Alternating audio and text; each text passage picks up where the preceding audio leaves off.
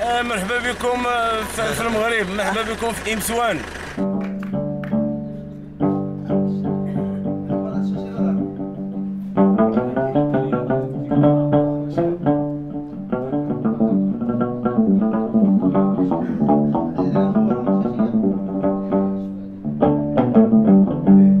J'ai découvert le projet pour le Maroc en allant tout bêtement au point Info Jeunesse. J'ai découvert le projet grâce à ma conseillère de la mission locale. Je lui en ai parlé, elle m'a dit que ce serait bon pour moi, ça pouvait m'aider dans mes projets, à prendre du recul. Ce projet européen est tombé à un moment de ma vie où je savais plus trop quoi faire, j'avais fini mes études. Tout s'est enchaîné tout de suite, quoi. C'était vraiment... Je m'attendais pas à ce que ça aille aussi vite.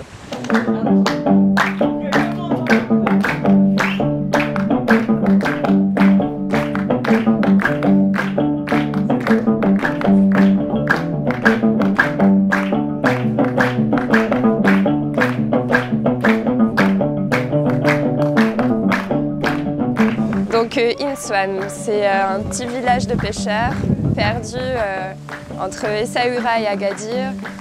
Et donc on arrive dans ce petit village qui est juste magnifique, avec la mer derrière. Voilà, c'était vraiment magique. Quand on est arrivé dans l'auberge, on ne savait pas du tout à quoi s'attendre. On est plutôt bien surpris. Là, ça fait 2 jours qu'on est ici et on se fait réveiller le matin par le bruit des vagues. Ce qui m'a motivé aussi dans ce projet, c'est d'aller dans le sud du Maroc. Moi, je suis plutôt du nord. L'envie de découvrir le monde, découvrir l'extérieur, d'autres populations. Comme on dit, les voyages forment la jeunesse, donc voilà. Ça permettait de refaire un point sur moi. Et partir en groupe, c'est surtout ce qui m'a motivé. J'avais quelques appréhensions et après beaucoup d'envie aussi de découvrir, quoi. En fait, j'étais jamais partie en voyage, j'étais jamais sortie de Frontignan, donc du coup, c'était pas évident. Il n'y a pas le petit confort qu'on a en France, tout ça, donc il y a de l'appréhension quand même. Maintenant, quand je vois commencer le paysage et déjà les quelques jours qu'on a passés ici, c'est magnifique.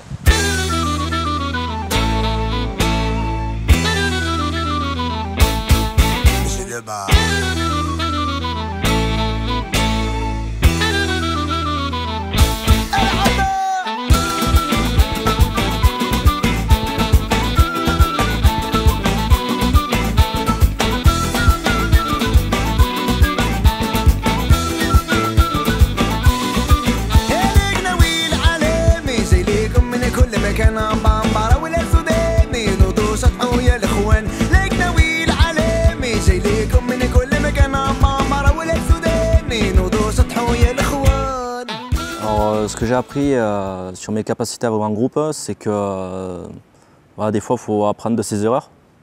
Voilà, et que quand on a quelque chose contre une personne, plutôt que d'emmagasiner, il vaut mieux aller la voir directement. Et des fois, savoir se remettre en question aussi, parce que des fois, les erreurs, elles viennent de nous aussi. J'ai appris que je pouvais vivre en groupe, malgré que c'était pas toujours facile, que des fois, on avait envie d'être seul. Maintenant, j'arrive mieux à m'intégrer. Le partage, c'était important. Après, ça m'a permis surtout de découvrir de belles personnes. Voilà, on était 15 personnes bien différentes et avec des belles personnalités.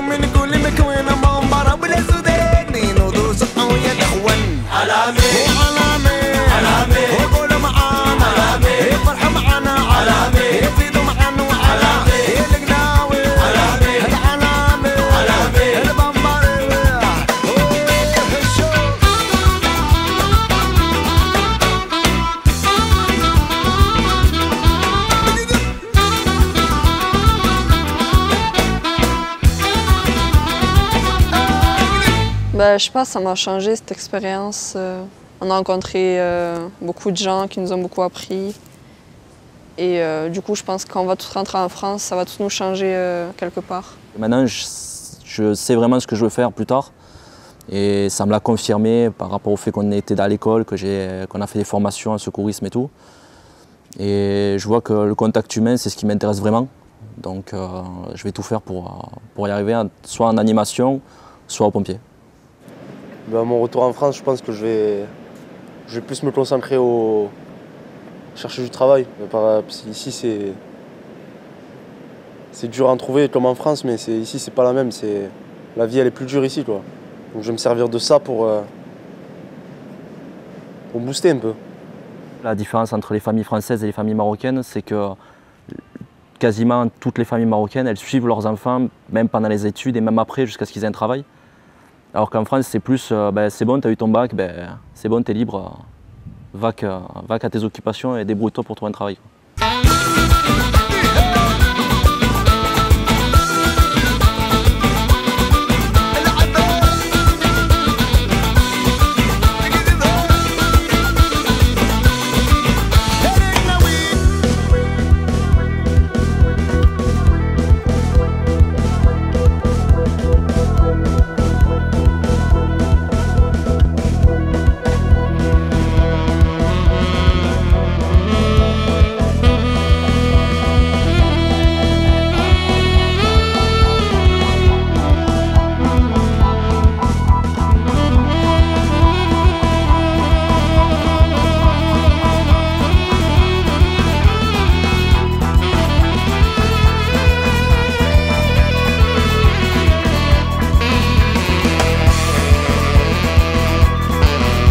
Ça m'a donné envie de revenir en France pour améliorer les choses, par rapport, par exemple, à ce qu'on a appris par rapport à l'environnement, que voilà, il fallait faire attention à ce qu'on fait. Et la différence entre la France et le Maroc, justement. Le côté humain qu'on n'a pas forcément en France. Ce que j'ai appris ici et que je vais pouvoir transmettre en France, le tagine.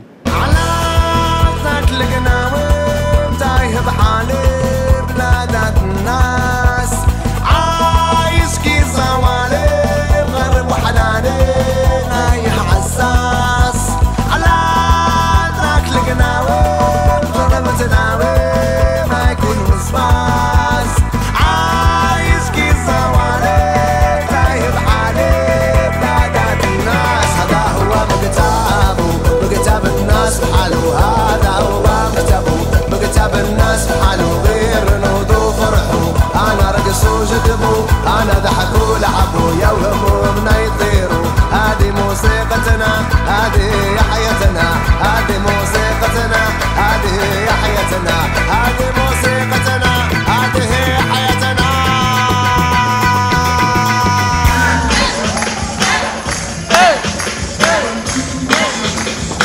وعلامي لا على أقول معا وعلامي أزيد معا وعلامي يلا يا حبيبنا معنا وزيدوا فرحوا معنا زيدوا سحروا معنا ضحكوا معنا فرحوا معنا وعلامي وكنا علامي وعلامي وعلامي يا معلم وعلامي يا معلم يلا يا حبيبنا معنا وقولوا زيدوا معنا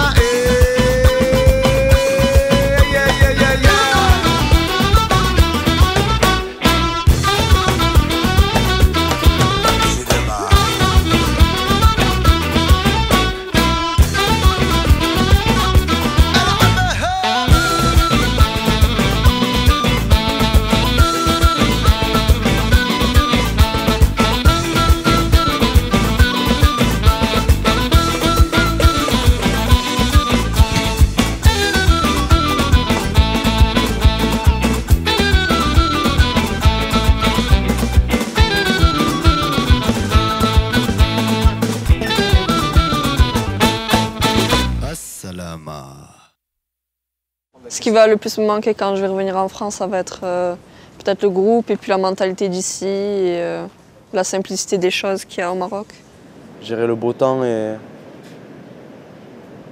les gens d'ici, quoi. pense que ce qui me manquera le plus, c'est justement la vie en groupe, le fait d'être tous ensemble. C'est vraiment une ambiance qui règne entre les gens qui ont une générosité immense. Ensuite, le cadre aussi qui est magnifique, la mer, le soleil, ouais, tout. Il y a tout qui va ensemble et s'il y a quelque chose qui me manque, c'est cet ensemble, quoi. Ça va faire bizarre.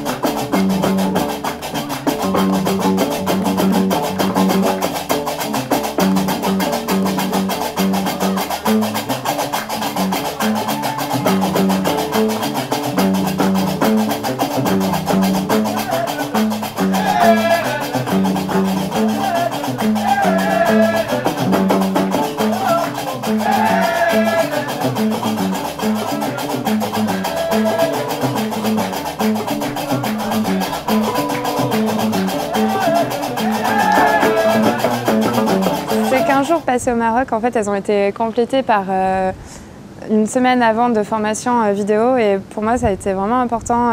J'ai appris énormément de choses et je pense que ça peut me servir dans un futur métier. Enfin, ça ne serait pas un métier de la vidéo, mais ça sert toujours au niveau de la communication. C'est vraiment un outil omniprésent partout maintenant et je pense que cet aspect de la vidéo avec des professionnels, voilà. C'est un bel aspect que je pourrais rapporter en France.